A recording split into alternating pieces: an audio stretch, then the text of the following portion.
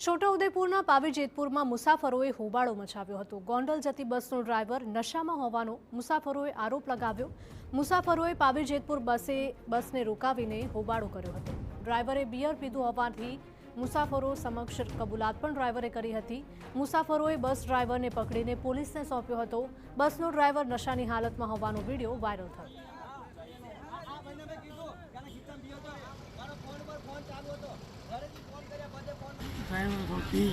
Driver P गया છે।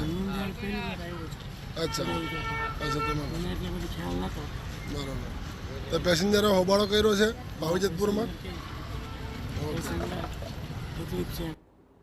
મુસાફરોએ હોબાળો કરતા દ્રશ્યો પણ સામે આવ્યા છે અને ડ્રાઈવર મુસાફરોને સહી સલામત પહોંચાડવાની ખાતરી આપી રહ્યો છે, પરંતુ ઉશ્કેરાયેલા મુસાફરો છેવટે બસમાંથી ઉતરી જઈને અન્ય બસમાં રવાના થાય છે। ડ્રાઈવર પાસેથી બિયરનું ટીન મળ્યું હોવાનો પણ મુસાફરોએ દાવો કર્યો હતો।